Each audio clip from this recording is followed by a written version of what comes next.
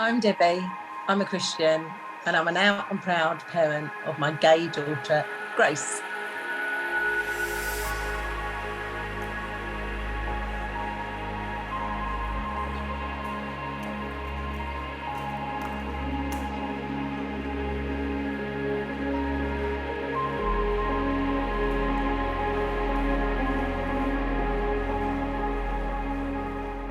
If I'm honest, she was just my Grace. I didn't realise anything until she came out to me. Grace came out to me in year 5. She said that there was National Gay Day at school, and she said, I've told everyone I'm gay at school. And back then, I mean, we're talking 10 years ago. So in year 5, she would have been sort of roughly 10. When she actually sort of said this, I basically said, do you want to get married and have children? So she said, yeah. So I said, well, you're not gay then. And don't be so ridiculous. And I'm really, I can't believe now, looking back, that was my reaction. I'm absolutely ashamed of that reaction. I think the next time, so she'd kind of waited until she left school and then said it again. I think that was maybe 3 years, when she was sort of 13 or maybe early teens or something. And she'd had a boyfriend. So I just thought, oh, it's a phase. It's the school, they're all talking about it at school. It's a sort of a phase, really. And gosh, I can't believe that I even thought that. The first 2 times, I think I just thought it was I just thought it was a phase or a it's a craze at school or something. Ridiculous now, it seems, just that I even thought that. But and then obviously when she came, and she said it again, and I just can't believe it was 3 times. 3 times she, as such. The 3rd time, she was a bit older. I'd had a bit more of an awareness.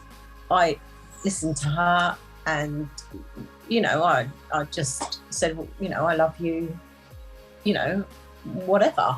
And then I was maybe fearful for her, fearful how that she would be treated, how she would be perceived, how worried about her life going forward. So there was all that kind of thing. But then when I started to stop and actually listen to her and listen to other people and listen to, and just getting some information, of course she can have a normal life. It's so ridiculous that I ever thought those things in the first place. And I'll carry that for the rest of my life. So I've gone on this sort of journey of learning, really.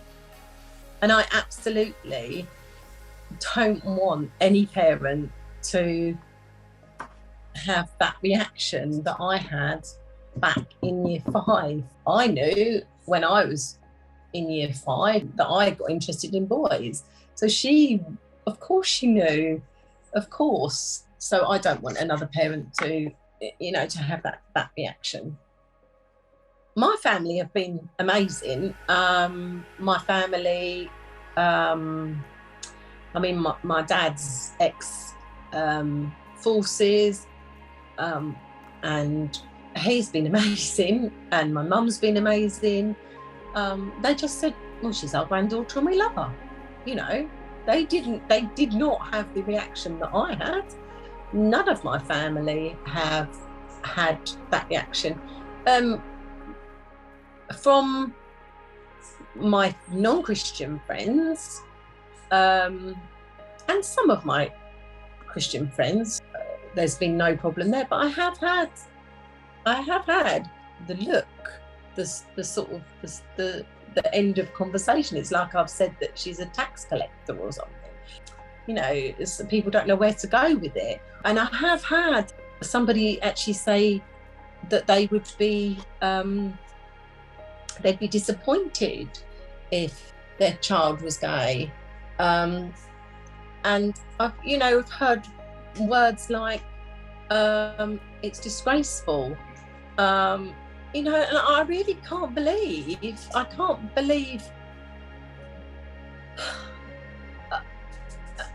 within some of my Christian community, I've heard those, you know, those words. I've had, oh gosh, somebody actually say to me, I can't believe this, they actually said, well, they're not anatomically matched, are they? Like, what? Do you know, it's unbelievable. And people don't realise how hurtful that is. That's really hurtful, you know, to say those kind of things. It's made me lose a bit of confidence. But I'm determined, absolutely determined, not to walk away. It'd be easy for me to walk away from my faith or from my church or friend. But I am absolutely 100% sure that this needs to change. This absolutely needs to change within faith communities, because forefront of being loving and kind and, you know, accepting and not judgmental, we should be at the front. All faiths, all religions should be at the absolute front of this. We shouldn't be lagging behind. There shouldn't be LGBT or Q or anybody having to think, oh, I can't go into that church. We should be at the absolute forefront of loving and accepting, and no buts. Being an out and proud parent in my community, I think has allowed other parents to talk to me. I have spoken to, you know, other parents, but I'm hoping that it will help make that change that is so needed within all churches, all faiths, because I think it seems to be harder to make the change within faith-based communities. Doesn't seem a problem in non-religious, non-faith-based communities. That doesn't seem a problem. I can talk openly. Let's change the way, you know, we treat people. Oh, I feel absolutely proud of Grace. I feel absolutely that she's living who she, you know, is meant to be. And I love her, you know, so much.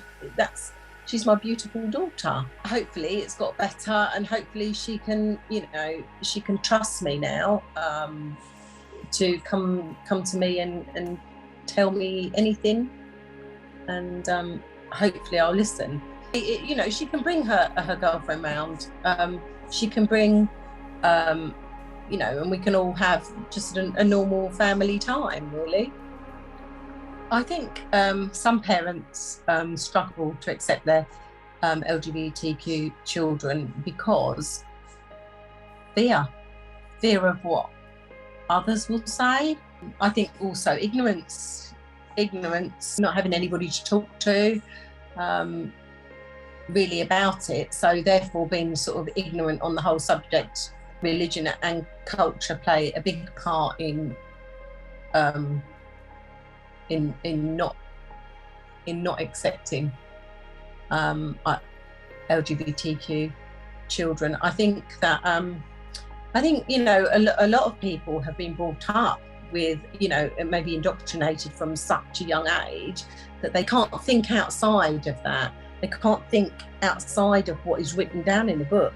They can't think, you know, outside a line of scripture or a line of whatever their book is. So I think, yeah, I think it plays a massive part in not accepting you know, your LGBTQ children.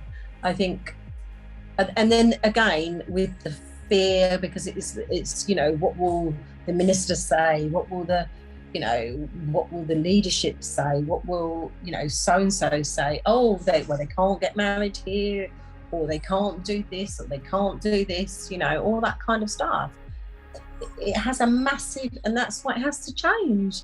My advice to any parent struggling to understand their LGBTQ children would be to firstly pause and listen. That's the most important thing.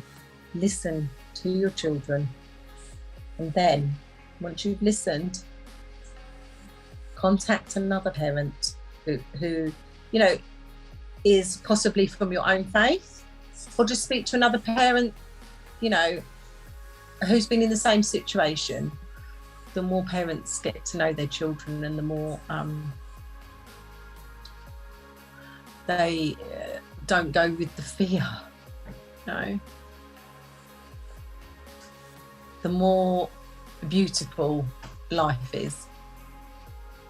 My advice to an LGBTQ plus person who's struggling to find acceptance from their parent would be to speak to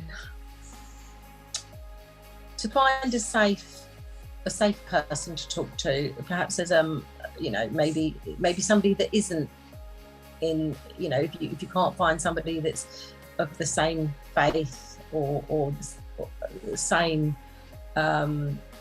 culture or religion, then speak to somebody who is an ally, like who is a safe person.